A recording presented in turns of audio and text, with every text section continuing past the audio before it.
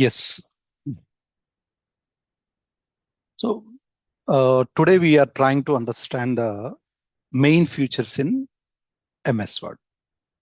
MS Word లో మనకు regular గా మనం యూజ్ చేసే కమాండ్స్ ఏవి ఉన్నాయి, వాటి యొక్క యూజ్ ఏంటిది, వాటిని ఎక్కడెక్కడ యూజ్ చేస్తారనే ఇన్ఫర్మేషన్ ఇక్కడ మనం తెలుసుకుందాం. సో దీన్నే సింపుల్ గా ఎంఎస్ వర్డ్ మెయిన్ ఫ్యూచర్ అనేసి మనం ఇక్కడ చెప్పడం జరుగుతుంది. అంటే టోటల్ ఎంఎస్ వర్డ్ లో ఈ కాన్సెప్ట్స్ మనకు తెలవడం వలన మాక్సిమం డాక్యుమెంట్స్ మనం చేయడానికి 100% పాసిబుల్ అవుతుంది.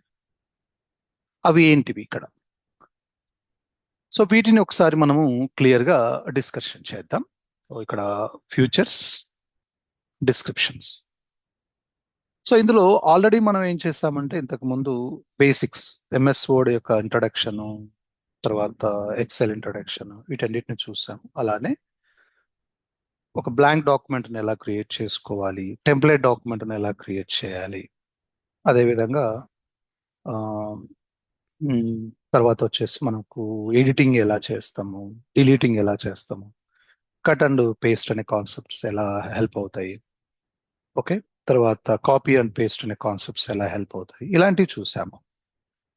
బట్ వాటన్నిటికన్నా ముందు మనము ఎంఎస్ వర్డ్ నేర్చుకునే ముందు తెలుసుకోవాల్సిన విషయాలు ఇక్కడ ఉన్నటివి. అంటే టోటల్గా మనకు ఎంఎస్ వర్డ్లో ఈ మెయిన్ ఫీచర్స్ అనేటివి ఉంటాయి. వీటిని తెలుసుకోవడం వలన మాక్సిమం వర్క్ చేయడం అనేది పాసిబుల్ అవుతుంది. సో మనం రెగ్యులర్గా వీడియోస్లో డిస్కషన్ చేసే, అంటే ఈ ఎంఎస్ వర్డ్ సిరీస్లో ఏదైతే ఉందో అందులో మనం డిస్కషన్ చేసే కాన్సెప్ట్స్ ఇవే ఉంటాయి. ఇవి తెలిస్తే చాలు. ఇంకా కొన్ని అడిషనల్గా ఉంటాయి, బట్ బేసిక్గా మనకు వీటి గురించి ఐడియా ఉంటే మాక్సిమం వర్క్ చేసేయచ్చు. అవేంటివో ఇక్కడ ఒకసారి మనం డిస్కషన్ చేద్దాం. సో ఇందులో ఫస్ట్ వన్ మనకు టెక్స్ట్ ఫార్మాటింగ్స్ అని చెప్తున్నాం. ఏంటిది ఇక్కడ టెక్స్ట్ ఫార్మాటింగ్ అంటే? టెక్స్ట్ ఫార్మాటింగ్ అంటే ఏం లేదు, ఒక ప్లెయిన్ గా ఉన్న టెక్స్ట్ను దాన్ని డిఫరెంట్ వేలో మనం మార్చడం, కొంచెం మనకు క్లియర్ గా దాన్ని ప్రజెంట్ చేయడం అనమాట. అంటే ఏదైనా ఒక టెక్స్ట్ మనకు స్మాల్ సైజ్ లో ఉందనుకోండి, దాని యొక్క సైజును పెంచడం, లేదా ఎక్కువ ఉంది సైజ్ తగ్గించుకోవడం. అలానే వాటికి సంబంధించిన ఫ్యామిలీ, ఫాంట్ ఫ్యామిలీ అంటారు, ఫాంట్ యొక్క మోడల్. ఇప్పుడు ఇదంతా ఒక font model, we can change it. ఆ ఫాంట్ యొక్క ఫ్యామిలీని చేంజ్ చేయడం, దాన్ని చేంజ్ ఫాంట్స్ అని చెప్తారు. ఫాంట్ యొక్క కలరు, బోల్డ్, ఇటాలిక్, అండర్లైన్. ఇక్కడ ఈ 3 కాన్సెప్ట్స్ ను మనం ఏంటంటే టైప్ స్టైల్స్ అంటాం. అంటే ఒక ప్లెయిన్ టెక్స్ట్ ను మనం కొంచెం ఇంటరాక్టివ్ గా ప్రజెంట్ చేయడానికి ఈ బోల్డ్, ఇటాలిక్, అండర్లైన్స్ అనేటివి హెల్ప్ అవుతాయి. తర్వాత అలైన్మెంట్స్, ఆ కంటెంట్ లెఫ్ట్ లో అలైన్ చేయాలా, రైట్ లో అలైన్ చేయాలా, ఇవన్నీ. సో వీటన్నిటిని మనం ఏంటిదంటే సింపుల్ గా టెక్స్ట్ ఫార్మాటింగ్స్ ఇన్ ఎంఎస్ వర్డ్ అని చెప్పుకోవచ్చు. So this is. ఇవి కాకుండా ఇంకా ఫర్దర్ గా మనకు ఉన్నాయి, అవన్నీ నేను ఆ టాపిక్ ని డిస్కషన్ చేసేటప్పుడు చెప్తాను. బేసిక్ గా ఇవైతే మనం తెలుసుకోవాల్సిన అవసరం ఉంటుంది. తర్వాత స్టైల్స్ అండ్ థీమ్స్ అనే కాన్సెప్ట్ ఉంది. ఏంటిది ఇక్కడ styles and themes? So simple గా ఏం లేదు, built in styles and themes. అంటే మీకు ఆల్రెడీ డిఫాల్ట్ గా కొన్ని మనకు అవైలబుల్లో ఉండడం జరుగుతుంది. ఏంటివి అంటే లైక్ ఫార్మాటింగ్స్. అంటే ఇందాక నేను ఫార్మాట్ చెప్పాను కదా, సైజు, కలరు, బోల్డ్, ఇటాలిక్, ఇవన్నీ కొన్ని ఫార్మాట్ చేసి ఉంటాయి. వాటిని డైరెక్ట్ గా యూజ్ చేయడం. ఎందుకు దీన్ని యూజ్ చేయాలి అంటే, మనకు ఒక డాక్యుమెంట్ లో మనం ఒక 100 పేజెస్ డాక్యుమెంట్ క్రియేట్ చేస్తాం. త్రూఅవుట్ కంప్లీట్ డాక్యుమెంట్ లో హెడ్డింగ్ స్టైల్ కానివ్వండి, పేరాగ్రాఫ్ స్టైల్ కానివ్వండి, లేదా పేజ్ స్టైల్ కానివ్వండి, ఇవన్నీ కన్సిస్టెంట్ గా త్రూఅవుట్ డాక్యుమెంట్ మనం మెయింటైన్ చేయాలి అంటే ఈ డిఫాల్ట్ లేదా బిల్ట్ ఇన్ స్టైల్స్ అనేవి, మనము built in styles and themes అనేవి యూజ్ చేయడం వల్ల ఆ కన్సిస్టెన్సీ అనేది మనం మెయింటైన్ చేయొచ్చు. So this is the advantage. మరి what is the next one? ఇక్కడ మనం ప్రాక్టికల్ గా ఇంప్లిమెంట్ చేసేటప్పుడు ఇంకా మీకు క్లియర్ గా అర్థమవుతుంది. అంటే మనం ఇక్కడ ఏంటిదంటే బేసిక్ గా మనం ఈ టాపిక్స్ నేర్చుకుంటాం అనే విషయాన్ని మనం ఇక్కడ డిస్కషన్ చేస్తున్నాం. పేజీ లేఅవుట్ అంటున్నాం. జస్ట్ పేజ్ లేఅవుట్ అంటే ఏంటిది? ఒక డాక్యుమెంట్ ను మీరు క్రియేట్ చేసిన తర్వాత, లేదా ఒక పేజ్ క్రియేట్ చేసుకున్న తర్వాత, అందులో మేజర్ గా మనం సెట్ చేయాల్సిన కొన్ని ఇంపార్టెంట్ సెట్టింగ్స్ అంటే ఏంటివి? ఇక్కడ పేపర్ సైజ్. సో సింపుల్ గా మీరు పేపర్ సైజ్ అంటే ఏ పేజ్ సైజులో మనము డాక్యుమెంట్ను క్రియేట్ చేస్తున్నాం. తర్వాత ఆ పేజీ యొక్క ఓరియంటేషన్ అంటే ఆ పేజీ మీకు పోర్ట్రేట్గా ఉండాలా లేకుంటే ల్యాండ్స్కేప్ ఉండాలా, అంటే వర్టికల్గా ఉండాలా లేకుంటే ఇలా హారిజంటల్గా ఉండాలా అనేది డిసైడ్ చేస్తాం. తర్వాత మార్జిన్స్ అంటే పేజీకి లెఫ్ట్ సైడ్ ఎంత మార్జిన్ ఉండాలి, టాప్ ఎంత మార్జిన్ ఉండాలి, బాటమ్ ఎంత ఉండాలి, రైట్ మనం ఎంత మెయింటైన్ చేయాలి, ఆ మార్జిన్ మెయింటెనెన్స్ ఎలా చేయాలి. తర్వాత అందులో మనం ఎంటర్ చేసే డేటా అంతా సింగిల్ కాలంలో ఉండాలా, మల్టీ కాలమ్స్లో ఉండాలా, ఇలాంటివి. తర్వాత పేజ్ బ్రేక్, సటైన్ కంటెంట్ తర్వాత ఆ డేటా అనేది నెక్స్ట్ పేజ్కి వెళ్ళాలి అని స్పెసిఫై చేయడం. సో ఇలాంటివన్నీ మీకు ఏంటిదంటే we are trying to discuss in to the page layout concepts. ఈ పేజీ లేఅవుట్లో డిస్కషన్ చేస్తాం. తర్వాత టెంప్లెట్స్ మనం ఆల్రెడీ ఇంతకు ముందు ప్రీవియస్ వీడియో చూస్తే అందులో how to create template document అని చెప్పేసి మనకు చెప్పడం జరిగి ఉంటుంది. టెంప్లెట్ అన్నా కూడా ఏం లేదు, సింపుల్గా ఏంటంటే మనకు ప్రీ బిల్డ్ టెంప్లెట్స్ అంటే ఆల్రెడీ ఎగ్జిస్టెడ్గా కొన్ని డాక్యుమెంట్స్ యొక్క ఫార్మాట్స్ అనేటివి మనకు అవైలబుల్లో ఉండడం జరుగుతుంది. అంటే లైక్ లెటర్స్ కానివ్వండి, రెజ్యూమ్స్ కానివ్వండి, కొన్ని రిపోర్ట్స్ కానివ్వండి, ఇలా రకరకాల బిల్ట్ ఇన్ డాక్యుమెంట్స్ అనేటివి మనకు డాక్యుమెంట్ ఫార్మాట్స్ అనేటివి మనకు అవైలబుల్లో ఉంటాయి. వాటిని డైరెక్ట్గా యూజ్ చేసి చాలా తక్కువ టైంలో మనం డాక్యుమెంట్ను క్రియేట్ చేయడం అనేది పాసిబుల్ అవుతుంది. దేని ద్వారా అంటే టెంప్లెట్ ద్వారా పాసిబుల్ అవుతుంది. So that is the purpose of the template. మరి టేబుల్స్, టేబుల్ ఏంటిది ఇక్కడ మీకు సింపుల్గా డేటా అనేది అంటే టేబుల్ అనేది ఇప్పుడు మీరు ఇక్కడ అబ్జర్వ్ చేస్తే ఈ main futures in MS word అనేది నేను ఒక టేబుల్లో పెట్టాను. ఎందుకంటే ఇక్కడ నేను కేటగిరైజ్ చేశాను, ఫ్యూచర్స్ అని డిస్క్రిప్షన్ అని కేటగరైజ్ చేశాను. ఇది ఎలా పాసిబుల్ అవుతుంది అంటే మనకు టేబుల్స్ అనేవి యూజ్ చేయడం వలన డేటాను ఇండివిజువల్ ఫీల్డ్స్ గా డివైడ్ చేసి మనం దాని రిలవెంట్ ఇన్ఫర్మేషన్ ను యాడ్ చేయడం అనేది పాసిబుల్ అవుతుంది. సో అలాగా ఇక్కడ టేబుల్స్ అనేటివి ఎంఎస్ వర్డ్ లో టేబుల్స్ ను క్రియేట్ చేయొచ్చు.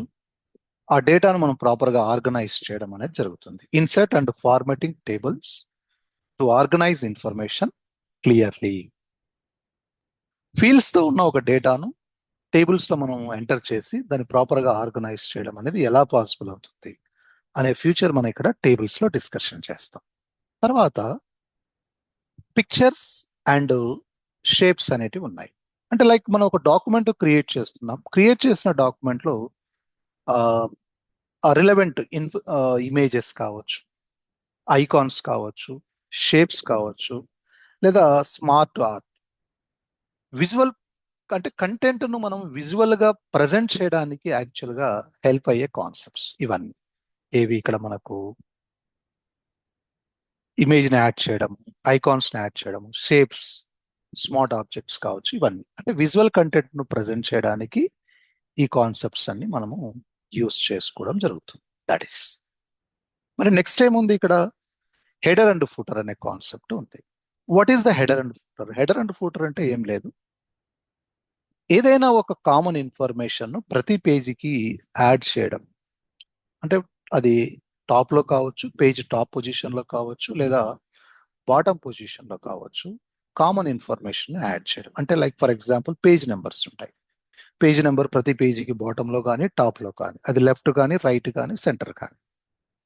అలానే ఆ డాక్యుమెంట్ ఎప్పుడు క్రియేట్ అయింది, ఆ డాక్యుమెంట్ డేట్ కానివ్వండి, డాక్యుమెంట్ యొక్క టైటిల్ కావచ్చు, ఇలా ఏదైనా రిపీటెడ్ ఇన్ఫర్మేషన్ ఏదైనా ఉన్నట్లయితే దాన్ని మనము హెడర్ అండ్ ఫుటర్ ద్వారా యాడ్ చేయడం అనేది జరుగుతుంది. So that is the purpose of this header and footer. Next spelling and grammar checking. అంటే మనం క్రియేట్ చేసిన డాక్యుమెంట్ లో ఎక్కడైనా స్పెల్లింగ్ మిస్టేక్స్ కానివ్వండి, గ్రామటికల్ మిస్టేక్స్ కానివ్వండి, సో ఏమైనా మనం ఉన్నట్లయితే వాటిని రివ్యూ చేసి వాటిని కరెక్ట్ చేయడం అనేది స్పెల్లింగ్ అండ్ గ్రామర్ మిస్టేక్స్ ద్వారా పాసిబుల్ అవుతుంది. అది ఏ సెంటెన్స్ అయినా మనం రివ్యూ చేసేటప్పుడు ఆ సెంటెన్స్ మనం గ్రామర్ మిస్టేక్ ఉంటే మార్చుకోవడం, స్పెల్లింగ్ మిస్టేక్ ఉంటే చేంజ్ చేసుకోవడం, కొన్ని సజెషన్స్ మన ఓన్గా కూడా యాడ్ చేయడం, ఇలాంటివన్నీ జరుగుతాయి అన్నమాట. సో వాటిని ఎలా యూస్ చేయాలి. Find and replace. సో ఇక్కడ మనకు ఫైండ్ అండ్ రీప్లేస్ అనేది కంప్లీట్ గా డాక్యుమెంట్ లో ఏదైనా ఒక సెంటెన్స్ కావచ్చు, లేదా ఒక వర్డ్ కావచ్చు, ఒక లెటర్ కావచ్చు, ఆ పర్టికులర్ దాన్ని మనం ఐడెంటిఫై చేసి అంటే సెర్చ్ చేసి ఫైండ్ అవుట్ చేయడం. ఫైండ్ అవుట్ చేసిన దాని ప్లేస్లో వేరే ఇన్ఫర్మేషన్ను రీప్లేస్ చేయడం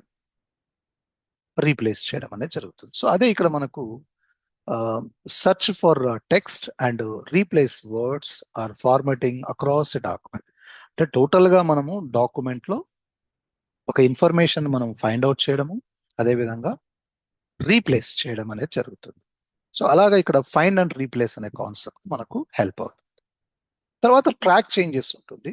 ఇది స్పెసిఫిక్గా ఏంటంటే మనకు టీమ్తో కొలాబరేషన్ అవుతున్నప్పుడు we need to provide the reviews, కొన్ని సజెషన్స్ లాంటివి, ఎక్కడెక్కడ మనం ఎడిట్ చేయొచ్చు, కామెంట్స్ చేయడం, ఎక్కడెక్కడ చేంజెస్ చేయాలి, ఇలాంటివన్నీ మనం ఆ డాక్యుమెంట్లో ఎంటర్ చేయొచ్చు. సో అలాంటివి ఫైన్ ఇక్కడ మనకు ట్రాక్ చేంజెస్ అనే కాన్సెప్ట్స్లో ఉంటుంది అనమాట. ఈ ట్రాక్ చేంజెస్లో స్పెసిఫిక్గా మనకు ఏదైనా ఒక డాక్యుమెంట్ తీసుకున్నప్పుడు ఆ డాక్యుమెంట్లో కొన్ని కామెంట్స్ చేస్తాం, ఎక్కడన్నా మిస్టేక్స్ జరిగాయి, ఈ ప్లేస్లో ఈ టెక్స్ట్ ఉండకూడదు, ఇలాంటి టెక్స్ట్ ఉండాలి, ఇలాంటి వర్డ్ను యూజ్ చేయొద్దు, ఇలాంటి వర్డ్ను మనం యూజ్ చేయాలి, ఇలాంటి సజెషన్స్ అనేటివి మనం టీంతో కొలాబరేట్ అవుతున్నప్పుడు లేదా డాక్యుమెంట్ను రివ్యూ చేస్తున్నప్పుడు we can use this track changes. Mail merge అనే కాన్సెప్ట్ ఉంది.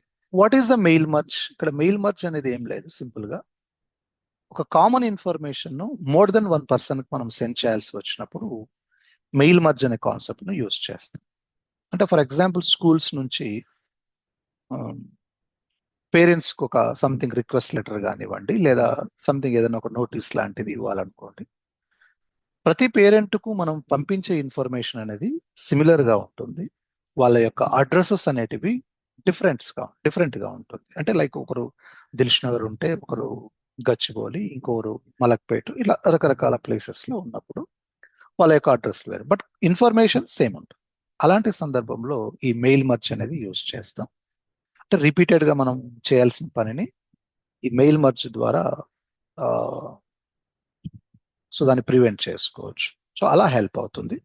ఈ విధంగా ఏంటిదంటే మనకు create personalize letters, labels, envelopes, emails, ఇవన్నీ మనకు ఒక డేటా సోర్స్ నుంచి తీసుకొని ఆ డేటా సోర్స్కు దీన్ని బైండ్ చేసేసి వీ కెన్ సెండ్ ఇట్. అలా తర్వాత రిఫరెన్సెస్ అని ఉంటుంది. అంటే డాక్యుమెంట్లో ఏం చేస్తామంటే కొన్ని రిఫరెన్సెస్ అనేవి మనం యాడ్ చేస్తాం. ఫుట్ నోట్, ఎండ్ నోట్స్ అని కొన్ని నోట్స్ పెడతాం మనం. అంటే కొన్ని సింబల్స్ లాగా పెట్టేసేసి ఆ సింబల్ మీద మనం క్లిక్ చేసినప్పుడు ప్రతి పేజీకి బాటంలో కొన్ని సింబల్స్ లాగా మనము నోట్స్ అనేది యాడ్ చేస్తాం. దాని మీద క్లిక్ చేస్తే డైరెక్ట్గా ఆ సింబల్ ఎక్కడైతే ఉందో అక్కడికి వెళ్ళిపోతుంది. అంటే ఒక రిఫరెన్స్ లాగా మనం యాడ్ చేసి ఆ రిఫరెన్స్ సంబంధించిన క్లియర్ ఇన్ఫర్మేషన్ అనేది డాక్యుమెంట్లో ఏదో ఎక్కడో ఒక ప్లేస్లో యాడ్ చేసి ఉంటాం అనమాట. అక్కడికి డైరెక్ట్గా జంప్ అవుతుంది. అలా ఈ reference, foot note, end note, book mark, ఇలాంటివన్నీ ఉంటాయి. తర్వాత ఇక్కడ టేబుల్ ఆఫ్ కంటెంట్ అని ఉంది. అంటే మనకు నెంబర్ ఆఫ్ పేజెస్ ఉన్నప్పుడు ఏ పేజీలో హెడ్డింగ్, సబ్ హెడ్డింగ్స్ అంటే ఒక ఇండెక్స్ పేజీ లాంటిది మనము క్రియేట్ చేయడం అనేది పాసిబుల్ అవుతుంది. హెడ్డింగ్స్, సబ్ హెడ్డింగ్స్ని యూజ్ చేసుకొని ఒక ఇండెక్స్ పేజీని క్రియేట్ చేసుకోవడానికి ఈ టేబుల్ ఆఫ్ కంటెంట్ అనే ఆప్షన్ మనకు హెల్ప్ అవుతుంది. సో అలా ఈ టేబుల్ ఆఫ్ కంటెంట్ అనే ఆప్షన్ మనకు యూజ్ అవుతుంది. తర్వాత కామెంట్ అనేది కూడా మనకు కొలాబరేషన్ టైంలో కామెంట్ చేస్తాం. ఎక్కడెక్కడ మనం ఏం చేయాలి, కొన్ని ఫీడ్బ్యాక్స్ లాంటిది ఇవ్వడం, కామెంట్స్ని యాడ్ చేయడం.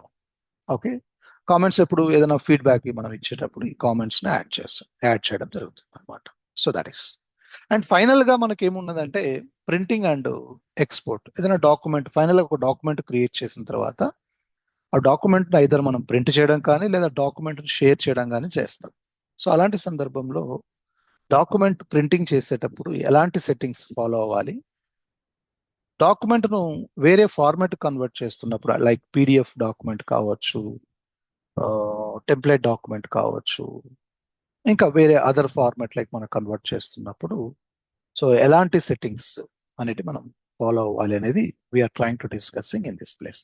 సో ఇలా మీకు ఎంఎస్ వర్డ్లో ఈ మెయిన్ ఫీచర్స్ ఏవైతే మనం ఇక్కడ లిస్ట్ ఆఫ్ ద ఫీచర్స్ ఏవైతే ఉన్నాయో వీటన్నిటినీ మీరు ప్రాపర్గా తెలుసుకుంటే ఎంఎస్ వర్డ్లో వర్క్ చేయడం అనేది చాలా ఈజీగా ఉంటుంది. సో ఆల్మోస్ట్ ఆల్ మీకు మాక్సిమం ఫీచర్స్ అనేవి వీటి ద్వారా కవర్ అవ్వడం జరుగుతుంది. So thank you.